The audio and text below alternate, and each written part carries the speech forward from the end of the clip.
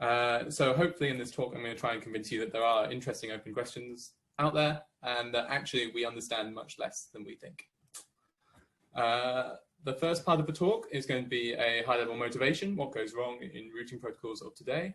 The second part is going to be trying to come up with an abstract model of routing, divorced from any particular routing protocol or routing algorithm. In part 3, I'm going to discuss there's actually a routing hierarchy, just like a time-space hierarchy. Different routing problems have different difficulties. I'm going to discuss that. Then going to move on to results and applications of results. And finally, very briefly, if there's time, talk about my efforts to formally verify some of this stuff in Agda.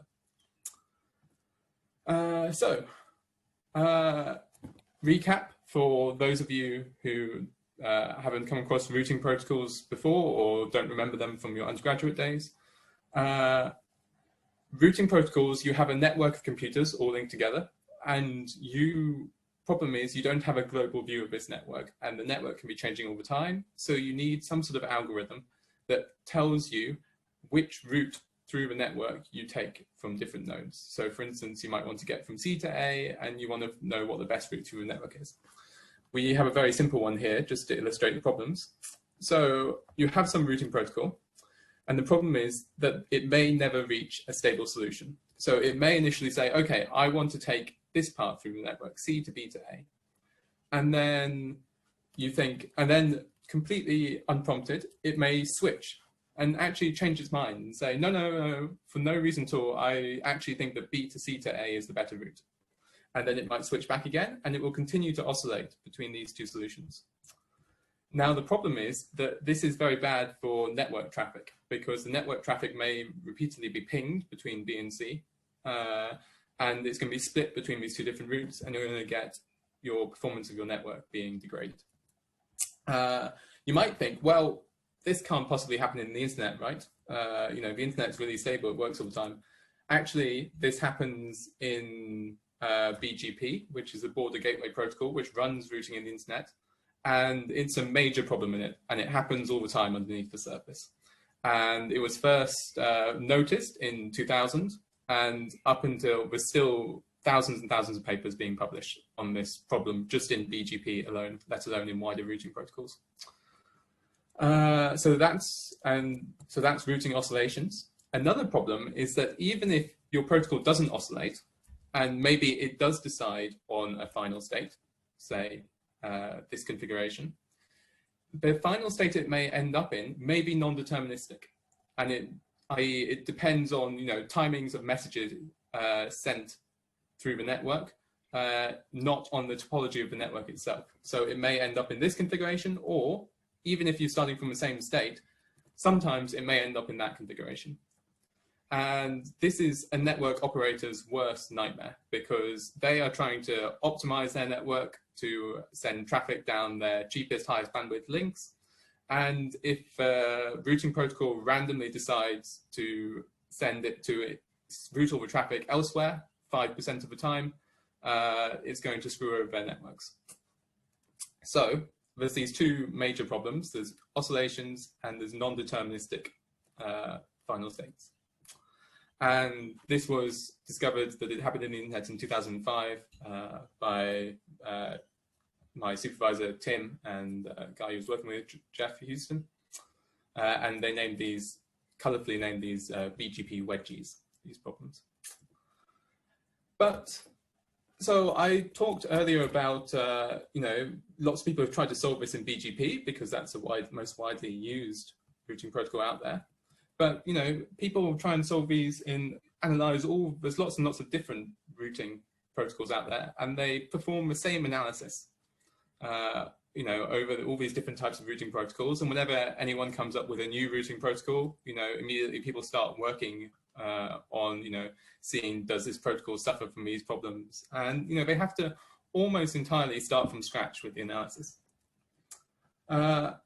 So the question is, and yet at the same time, all these protocols are trying to solve similar problems, right? They use similar algorithms. There's only 2 or 3 different routing algorithms out there.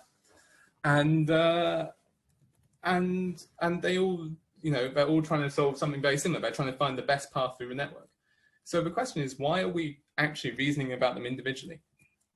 And, our hypothesis, the answer is that we shouldn't be reasoning about them individually. We should have some generic framework about routing protocols, and we should be able to prove general theorems about routing as a whole, and then we can specialize it to individual protocols with the minimum of effort. So this is exactly the premise of trying to come up with this abstract model of routing, and to do it we're using algebra. And going to try and give an overview of how this approach works. So to start with, we take the routing protocol and we decompose it into two parts. We have the first part, which is the routing problem.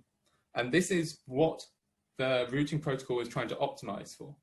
So there's different things you might want to optimize for. You might want to optimize to find the route with the lowest latency in the network. Or you might want to find the route with the highest bandwidth. Or you might want to find the route with the highest bandwidth that doesn't go through that server in Singapore that is charging you a ton of money, or is dropping all your traffic. Or you might want to find the shortest problem that goes through Texas, Kansas, Birmingham, Manchester, and Germany. The routing problem is just what you're trying to solve. In contrast, the routing algorithm is how you're trying to solve this problem. So there's different types of routing algorithms. There's distance vector, path vector, link state. But the idea is that the routing protocol is made up of the algorithm plus the problem you're trying to solve. So I'm not expecting you to recognize any of these routing protocols, but just to give you an idea that these protocols exist and they can be decomposed this way. RIP, really basic early protocol, is a distance vector algorithm, and it tries to solve the shortest path problem, i.e. the lowest latency. OSPF is a link state, uses a link state algorithm to solve the widest path problem, i.e. the highest bandwidth problem. BGP is a path vector protocol. BGP runs the internet, but its routing problem is really unclear. What it's trying to optimize for is really deeply unclear, because the spec of BGP is tens of pages long, and people can make decisions on your path based on 22 different factors, I think it is, in the latest version of BGP. So we'll come back to BGP in later. Okay, so let's take the first part of this, routing problem. How can we specify an abstract routing problem? Well, we want to be able to assign weights to paths. So we want to be able to say, this is how good this path is. So for instance, in the shortest path problem, you might assign a length to your path, so which is just a number. So you might say this path is of length 10, and your path weights would be the natural numbers. You want to be able to choose between path weights. So if I'm offered two different paths, you want to be able to say, well, I think that one's better. You need to be able to extend path weights. So if you have a path from A to B and a link from B to C, and you want to be able to take the weight of the path and take the weight of the link, and you want to be able to generate a new path weight, which represents the total new path, the length of the total new path. We're also going to need a special path weight for the route from a node to itself, because the path that goes nowhere, just because this is useful in the useful concept in the algorithms. And we also finally want a special path weight for the invalid route, which represents we don't have a route currently. This may be because we haven't yet learned to route, or because, for instance, the network is actually split in two, so a node may not be reachable from another node in the network. So let's try and formalize these mathematically. Well, we're just going to have a set of path weights, and we're going to call it S. The choice operator, we're going to define choice as a binary operator, which takes two path weights in and returns one of the two of them, which represents the better one. We're going to have an extension operator, which takes in the weight of the path and the weight of the link, and returns the new weight generated by joining the link to the first path to form a new path. Finally, we're going to, sorry, not finally. Finally, we're going to have two special path weights. We're going to call the trivial path weight 0, and we're going to call the path weight for the invalid path infinity. I should say that this is absolutely not a new idea. This has been around almost as long as networks have. In one of the earliest works is 1971.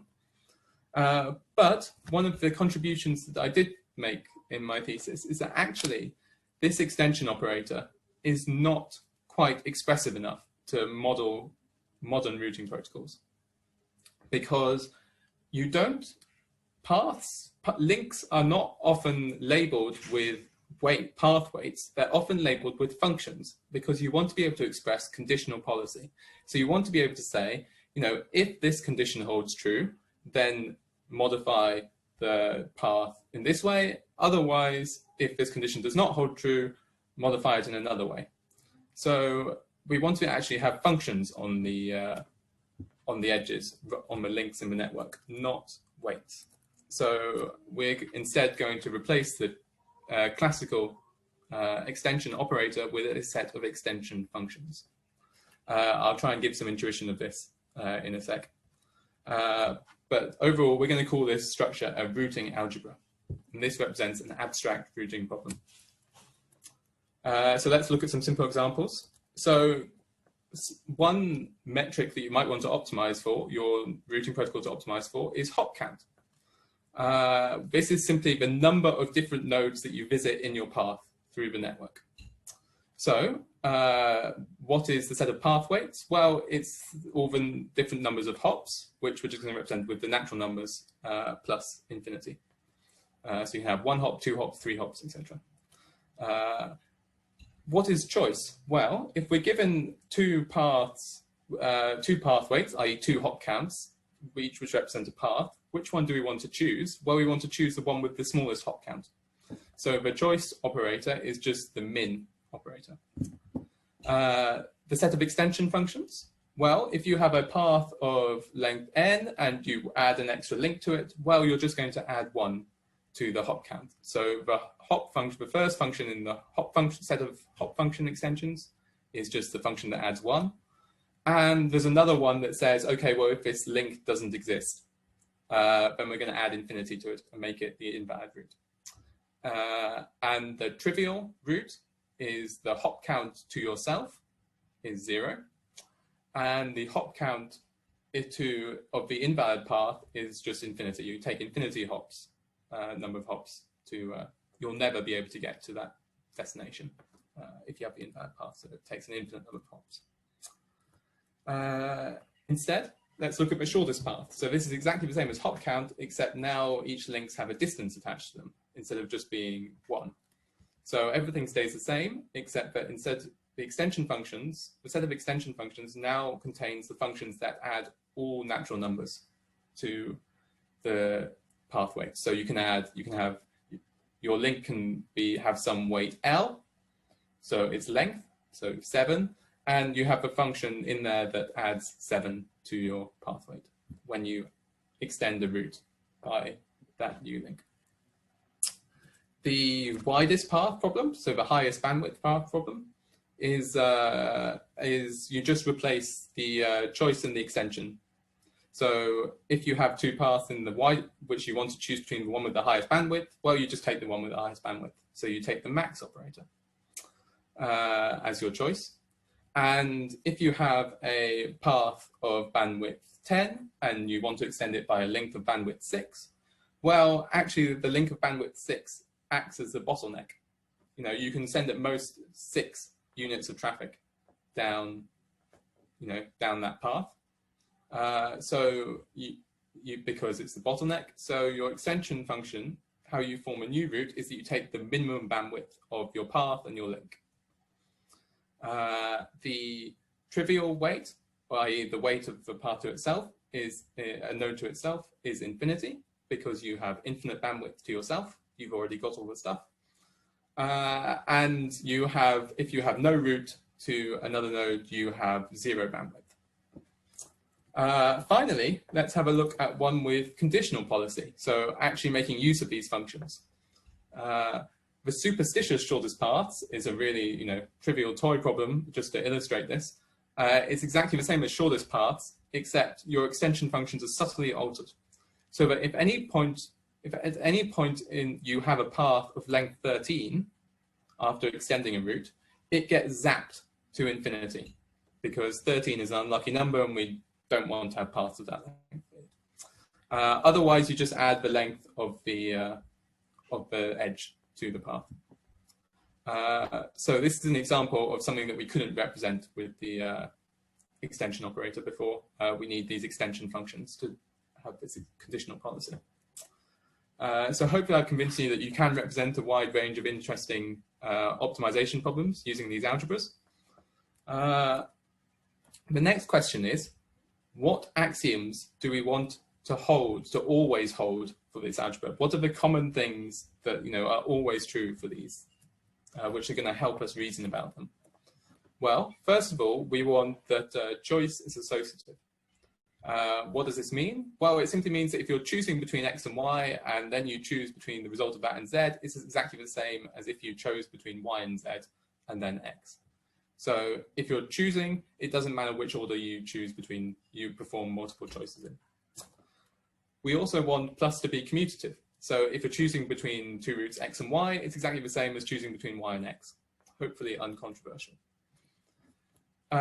We also want choice to be selective. So this is just the idea that it's actually a choice operator. So the result of choosing between x and y is either x or it's y.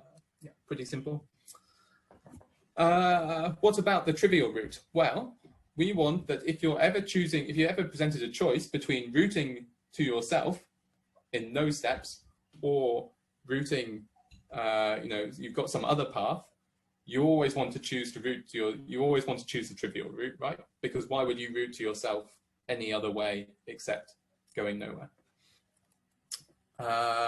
We want the invalid route to be an identity for plus. What does this mean? Well, it means that if you have a choice between a route and the invalid route, you always want to choose the original route, because there's no point in having the invalid route, right? Any route is better than the invalid route. And finally, we say that the invalid route is a fixed point for every extension function in E. What does this mean? Well, it means that if you're extending the invalid route, then you still get the invalid route out. You can't take an invalid route, extend it, and magically get a valid route out of nowhere. So these are the core axioms that we'd like to hold of our routing algebra. We should note that this choice operator that we defined, we could instead of defining a choice operator, we could have included an order over the pathways. And the definition is these two things are completely isomorphic. You have x is less, you just define x less than or equal to y to be exactly the case where if you're choosing between x and y, you choose x. And because plus is associative, commutative, and selective, then it turns out that this order is a total ordering. So you can rank all the path weights in your routing problem in a line, and then you can say you can always answer the question is this path weight better than that path weight? And the answer will always be yes or no.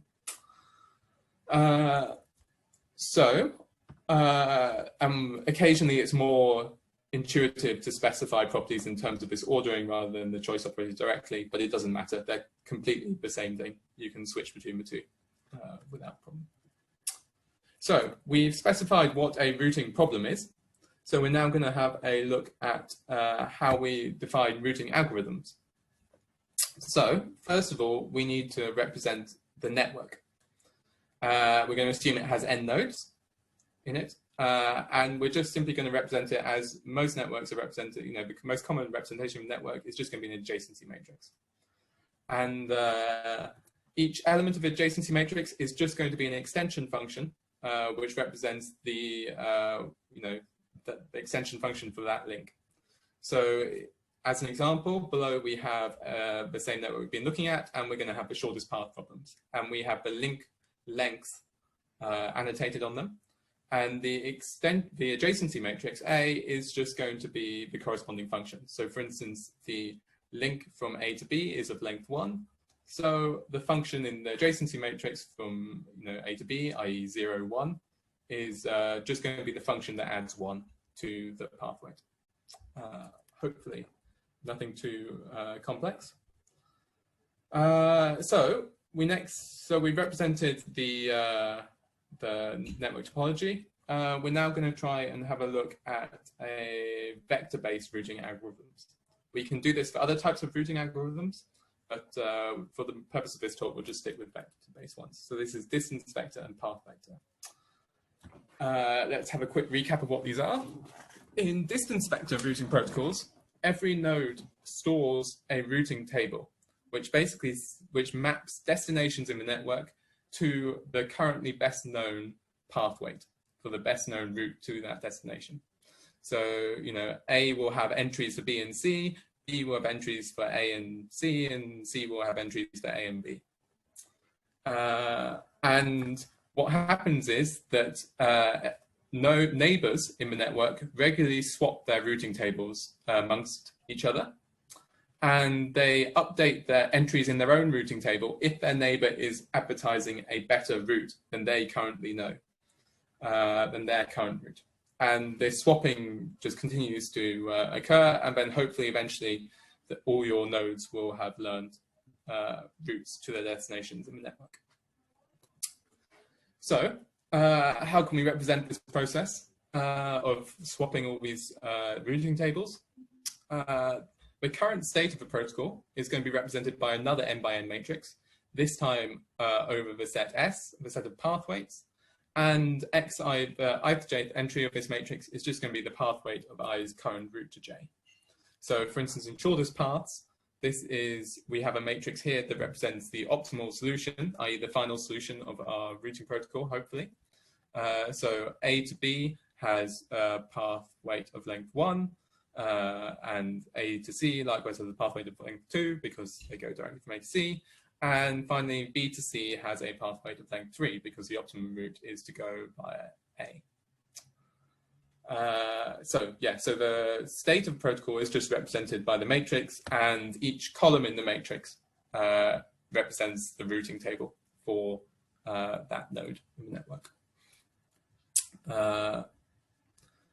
So we are now going to try and think about we're now going to try and think about modeling a single synchronous update of the routing table, i.e. where every single node in the network simultaneously broadcasts their routing table to all their neighbors, and then all nodes simultaneously update their routing tables instantaneously. We're going to obviously this is a grossly unrealistic assumption for any network. We're going to come back to the asynchronous case in a minute. So we're just going to assume all nodes broadcast and update their routing table simultaneously. So, and we want to define a function f that on states that tells us what the next state is after performing one of these synchronous updates. So we're going to look at the ijth entry after performing one update. Well, what do we have? If I equals j, i.e. we're routing to ourselves, we always want the trivial route. We never want to route via anyone else if we're just trying to send traffic to ourselves. Easy. If we are not, i.e. our source is not the same as our destination, well, then we want to compare all the routes that are offered to us by our neighbors. If the first term, ai1 x1j, x1j is the route that node 1 has to destination j currently in the previous state, and then we extend it by taking the function that labels the link from us, node I, to node 1, so ai1, and we apply it to x1j, and that gives us a new candidate route to node j from I. And then likewise, we then want to see, well, maybe node 2 is offering a better route. Maybe there's a better route via node 2. So we choose between that and AI2, x2j, and we choose for all the, for all nodes in the network. And our non-neighbors will be stripped out because their extension function is just going to map us to infinity if there's no link in the network between a particular node and us. So this is kind of nice. This represents the dynamics of it, but we can make this a much nicer representation by doing a tiny bit of algebraic manipulation. Apologies if, yes, I will try and motivate it as best as I can. So firstly, we can change the sum down the bottom and just change it into use big operator notation. So we're just choosing over all nodes k of ai, k, x, k, j. Next, well, let's go back to our definition, our axioms about the trivial root. The trivial root is preferred over any other root. So we can always choose between the trivial root and something else and always get the trivial root. So we can add exactly what we have on the bottom into the top, because anything choosing between trivial root and that, you're always going to choose trivial root. So these two are exactly equal. Likewise, with the invalid root is always the worst, so that you can always choose between something and the invalid root and always get that something back. So again, we can add the invalid root to the bottom. We now notice that we can take out the common factor of choice over k in this equation to give us a much smaller case. And then we notice that this thing on the right-hand side, 0 if I equals j and infinity otherwise, is actually just the identity matrix over this algebra. So you have zeros down the diagonal if I equals j, and we have infinities everywhere else. So this is just the identity matrix.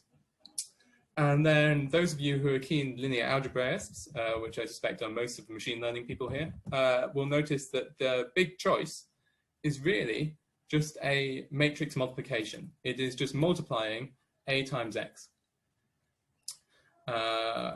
So that simplifies. And actually, when you're adding the identity ijth entry of the identity matrix, well, you can just do that matrix-wise as well. It's just a matrix addition.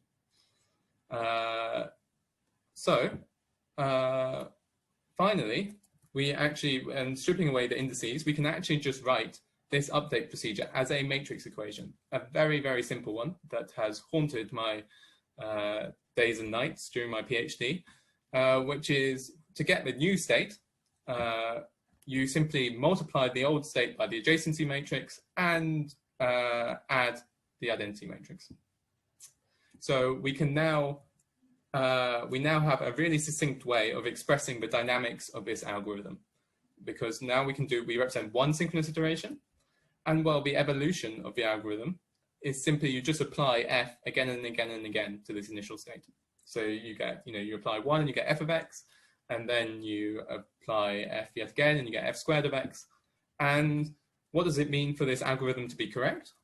Well, we say that the protocol converges, i.e. it reaches a rooting solution and doesn't oscillate, if there exists some number of iterations k star such that f of k star is equal to f of k star plus 1, i.e.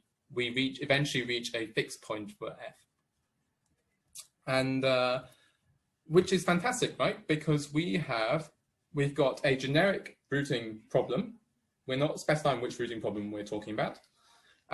We've specified a generic algorithm, distance vector algorithm, over this rooting problem, and we now know what condition, and we have a condition that we've come up with which says when our algorithm is correct.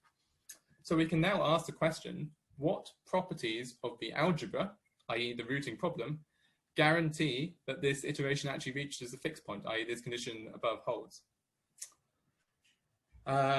Before we go and answer that, we're quickly going to take a detour back to the asynchronous world. I said we're having a synchronous model where all updates, everything, no latency between sending messages between nodes, and all updates happen instantaneously. This is very unrealistic. I can reveal, without going into any detail at all, we do have an asynchronous model for this process. And it allows messages to be arbitrarily delayed, so nodes don't have to send routing tables out in sync with each other. It allows messages to be lost. So messages can be dropped. I can send J a message and it can never reach J. The router somewhere along the way may just drop a message if its buffer is full or there's corruption on the message or something like that. It allows messages to be reordered. So I can send 2 messages to J and they may arrive in the opposite order that they were sent, which is kind of scary. It allows messages to be duplicated. So a message may only be sent once, but it may arrive for various reasons, quirks of the network, it may arrive twice with other messages in between it. So messages can be duplicated. The model allows changes to the network topology. So over time, links may disappear or may be added as new connections are made between the nodes in the network. And it allows changes to the set of participating nodes. So new computers can be added to the network and computers can be removed from the network either due to failure or they're just retired. But all of this is captured in the dynamics of this model. This model is quite complicated. Maybe actually that's a really simple, it's nice it's such a simple, in inverted commas, expression up above for such a complicated dynamics, but it's still pretty horrendous to reason about. But there is an absolutely unbelievably awesome theorem by Ursin Dubois in the 1990s, late 1980s, that means that we can actually prove properties of delta, i.e. this asynchronous model here, by only reasoning about f. And if we prove that the synchronous model f has the right properties, then we get that delta must always converge to a stable state, has a fixed point, for free. And this seems magic, and it means that we don't have to reason about any of this asynchronous stuff, which I didn't believe at first, but we've proven it in Agda, so the magic really is true. Cool. So we're going to leave aside the asynchronous model for the moment, but it does exist, just to let you know that we're not sweeping anything under the carpet. So we can now talk about the routing problem hierarchy and the different types of routing problems and how they affect the solutions to this series of iterations.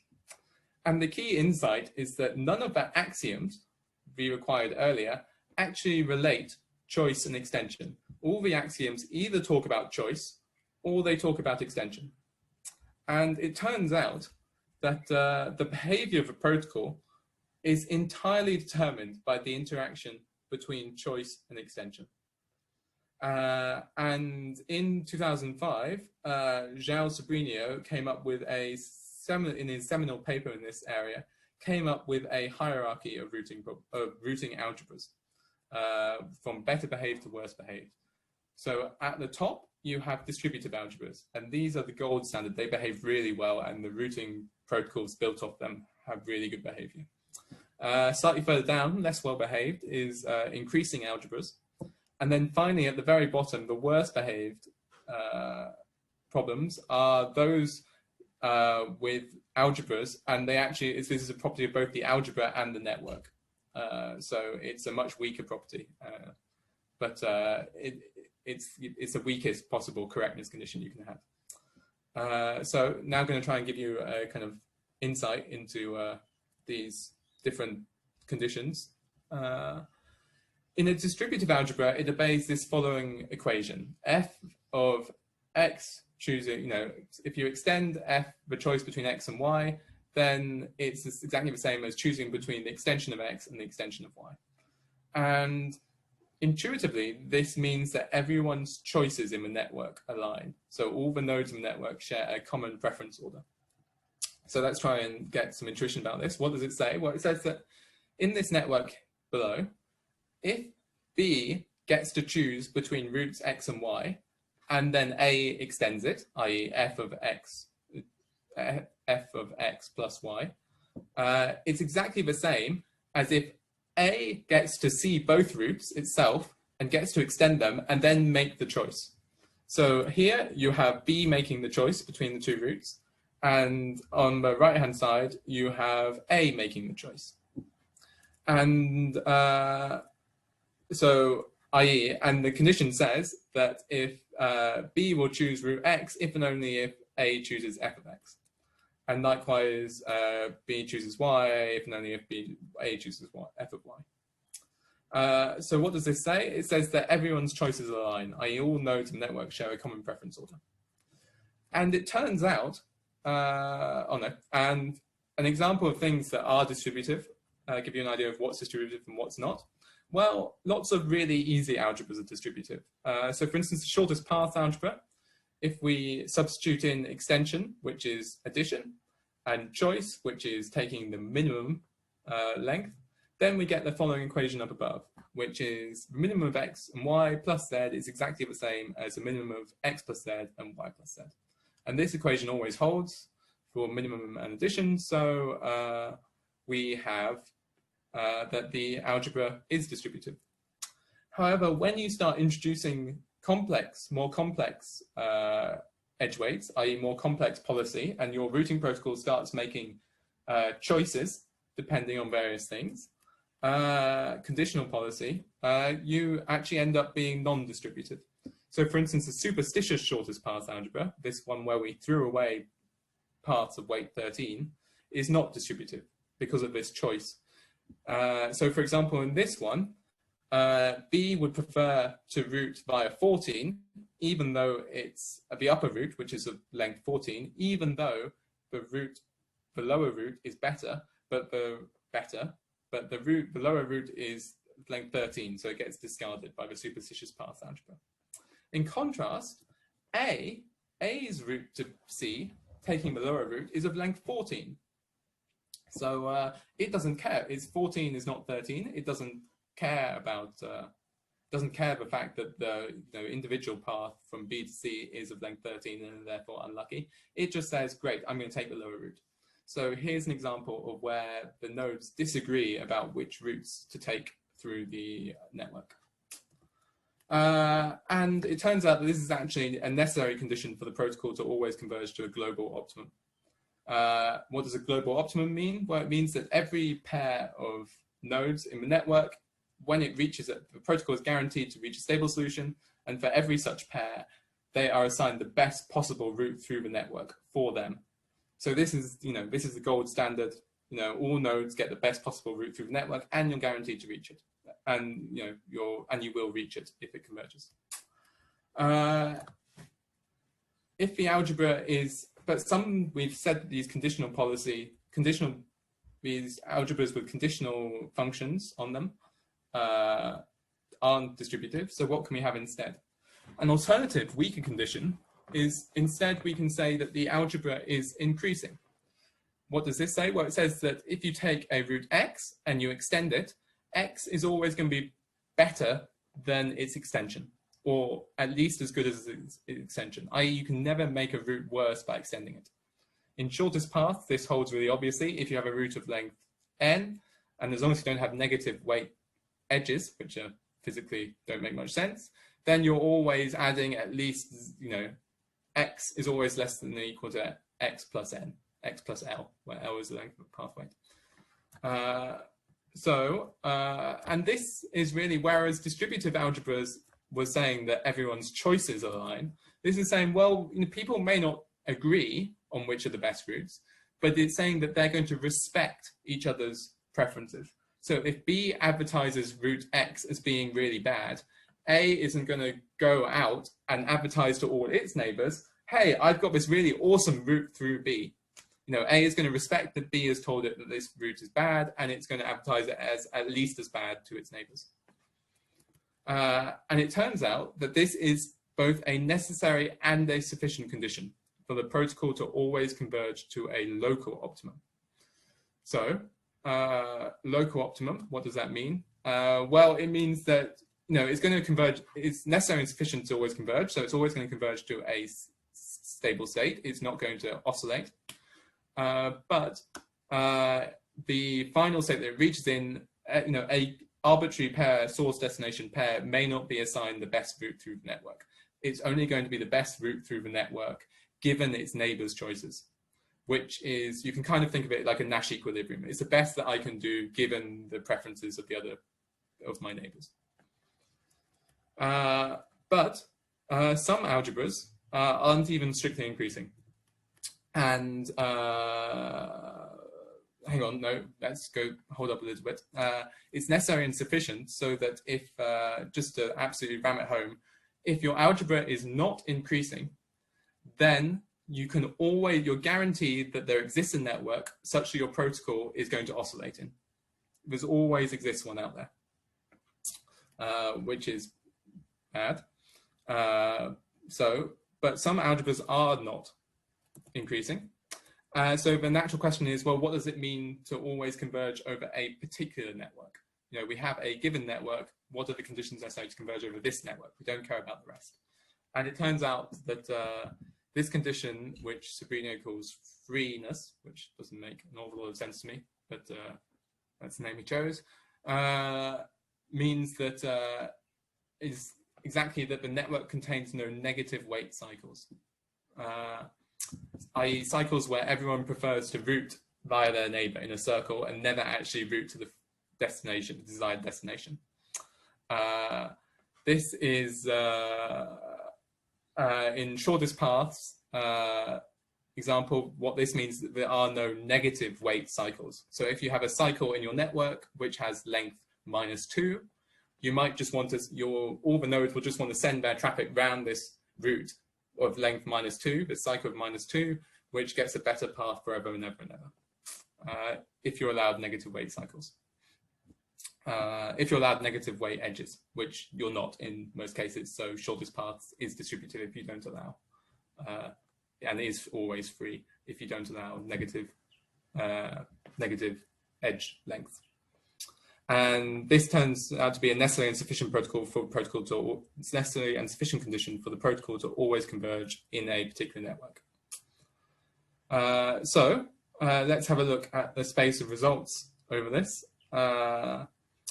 It's been folklore for years and years and years, even before Sabrina's results, that distance vector protocols, i.e. distance dV in this table, are over distributive algebras, always converge to a global optimum. That doesn't require reliable communication. Communication can be unreliable. It's always deterministic. So you never end up in this case where you might end up in state A or state B. And finally, that the rate of convergence is proportional to the number of path weights. The worst case rate of convergence is always proportional to the number of path weights in your algebra. This is obviously a terrible bound because your algebra may have an infinite number of path weights, such as the length of a path. You can have an infinite number of lengths, well, for most purposes, or a very large finite set. So instead, path vector protocols have been were very quickly proposed that they're exactly the same as distance vector protocols, but as well as transmitting and storing the path weight, it also transmits the actual sequence of nodes along which the path was generated, and strips out any ones which have loops in. This very simple addition to the algorithm has exactly the same properties as distance vector, except that it now converges in time proportional to the number of nodes in the network, as opposed to the number of path weights in the algebra. In 2005, as we said, Sabrina introduced these free networks and increasing networks. But lots of unanswered questions, right, about whether it converges deterministically, whether it applies to distance vector protocols, what the rate of convergence of these things are. So a couple of years ago, me and my supervisor published a paper about, we did some work on increasing algebras, and we showed that increasing algebras still work even if you have unreliable communication. They always have deterministic, just like distributive ones, and the particular interest is the rate of convergence of path vector protocols over increasing algebras, and it is exactly n factorial iterations. In the the word we got an upper bound on the number of iterations required, which is n factorial, which is really, really, really terrible because the internet has millions of nodes, and if you're taking 1,000,000 factorial time to convert, time proportional to 1,000,000 factorial to converge, you are doomed. But luckily, this was just an upper bound. So we did some work, and later on, we managed to prove that actually, if you have an increasing algebra, the worst case convergence time is actually only n squared, which is great, much better than n factorial. And then in unpublished work, we have actually extended these results to free networks as well. So filled in all the gaps. It actually turns to, reliable, unreliable communication again, deterministic, yes. The only open question is the rate of convergence for path vector protocols over free networks. Again, we have this open bound of n factorial, but needs further work. So what can we take away? What kind of global statements about routing can we take away from these results? Well, the nice thing, as increasing is a necessary and sufficient condition, we can say that definitively say that there is no difference in the set of routing problems that can be solved with distance vector protocols with reliable versus unreliable communication. The difficulty of the routing problem is entirely a function of algebra and not of the communication model, which, this result doesn't hold in other distributed algorithms, distributed algorithm fields like consensus models. So this is a really cool result. We can also say that actually any vector-based protocol that always converges, i.e. doesn't oscillate, also doesn't suffer from a problem of non-determinism. So, there's no problems that oscillate but are deterministic, and there's no problems that aren't deterministic but don't oscillate. The two are really the same underlying problem. So that's nice. And finally, rate of convergence distance vector protocols are unaffected by the properties of the algebra. I'm sorry, I realize I'll wrap up in 2 minutes. This has gone slightly longer. I wasn't anticipating the 15-minute chat at the start. I should have done. What are the problems with the algebra of BGP? We can actually ask, what are the problems with internet routing today? And it turns out that there's two main problems from an algebraic perspective. Choice.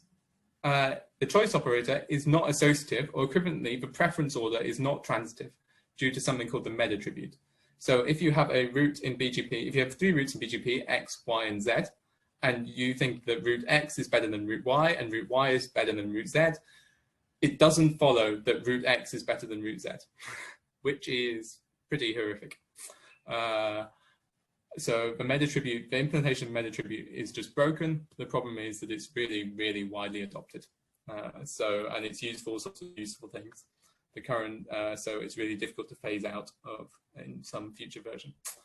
And finally, you also have this problem that it's not increasing, that the algebra is not increasing. And so it doesn't always converge, it oscillates. And the reason for this is that the internet is made up of lots of different subnetworks, all owned by different people, and they like to hide information from each other because that gives them a commercial edge over their rivals. Let's say politics, and finally, all this work has been formally verified in Agda. So these theorems, we have high confidence in these theorems, which is great. And the resulting Agda library allows us to quickly and formally verify the correctness of a new routing protocol. So you have a new routing protocol. All you have to do to prove it correct is work out what its algebra is and verify that its algebra is strictly increasing or distributive. And then you automatically have a proof that your protocol is going to converge over all sorts of asynchronous oddities, all sorts of asynchronous, attacks, and regardless of the network topology. Also a formal proof of correctness for a protocol that's very much like BGP. And yeah, I'm going to wrap up there because I realize I'm running over time. Cool. Thank you very much. Yes, apologies, I've run slightly over. Cool. Thanks, Matthew. Don't worry. I mean, we'll always overrun. We always have some introductions at the start, and we'll always overrun. So let me first maybe give me a second. I'll stop the recording.